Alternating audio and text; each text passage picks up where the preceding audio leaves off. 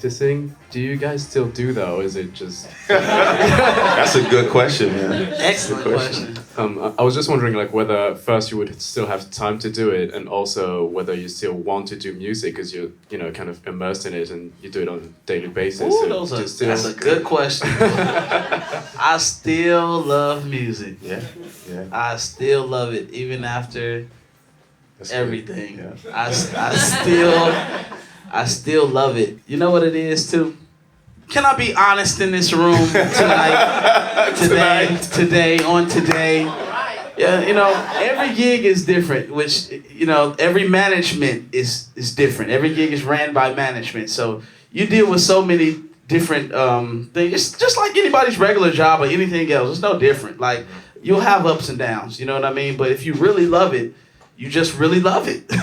I still love music. I still love touring. Yeah. You know, and I'm as much, you know, I know once my life changes again, you know, with family and personal life, then that's a balanced thing that you figure out on your own. I still love it. I love to write. I love to produce. I still love to play. I don't practice. I just kind of know myself.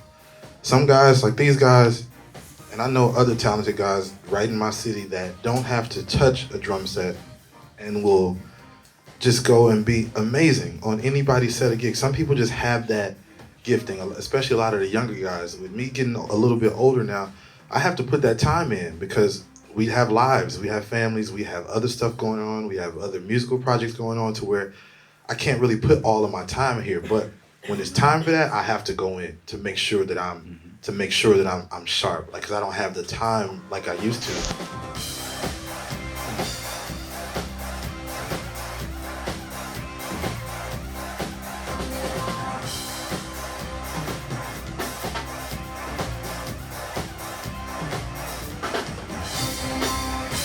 Even if I get to rehearsal and, I'm like, man, I'm missing this. I said, why don't you try a Prophet 6, or why don't you put 106 on that side of your rig? We were talking about this in the last clinic, like, you never feel like you know everything. You want to go in with an open mind. Even me, every time I go into another tour or another situation, I refresh my mind.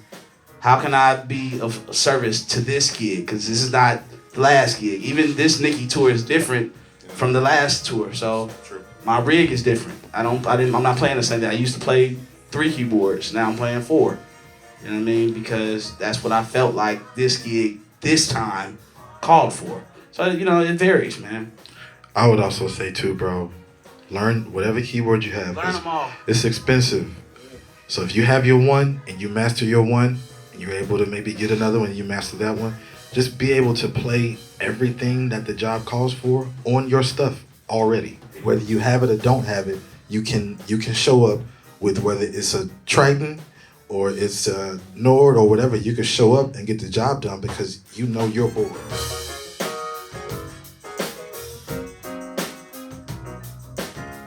When you guys were at a point in your life, I don't know if it was like a decision or something that kind of happened gradually, where you went to do music full-time and professionally, how did you guys make sure that you were marketed properly? How do you network? How do you make sure that people call you back? And also, how do you make sure that somebody's got you on your number one in their dial list? If they're like, if somebody asks you, I need a keyboard player, be like, you want to be on their number one call. I think none of that has to do with music. That's all of like who you are as a person, like your character. That's totally that. Like, you know, there are people that can really, really play and that are assholes. They won't get the call, and they're incredible. But people that have like a good sense of who they are and kind and loving and generous, that's the key. That's the key. And for me, like, I remember I was working a job and playing in church, and I was like, my soul was torn. I want to do music, period. And so I just made that choice, you know, wholeheartedly, with no other agenda. This is what I want to do. And then like the rest just kind of takes care of itself because you're like authentic, you know, and you're a good person. I think really, music aside, like who you are as a person, that's what matters. Whether it's music, whether it's art, whether it's photography, whether it's in the business world, whether it's in any discipline, I think your character and your integrity is the thing that keeps you and gets you the first call.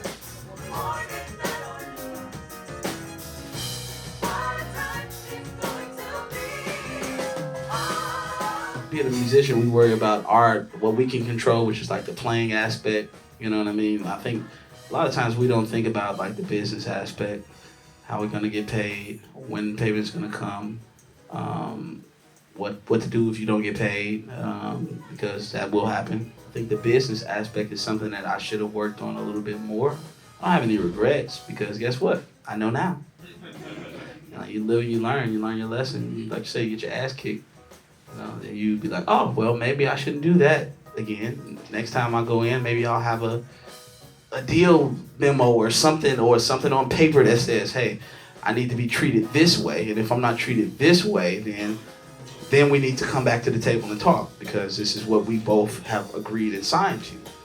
And before, I'm just like, I'm ready to get out of Chicago. I just want to go. I'm ready to get on tour. I don't care about, I know the money's going to come. Like, I'm not going to not get paid. Like, I just want to go. But that's not the attitude to have. Like, this is also a business. So you have to learn to protect yourself.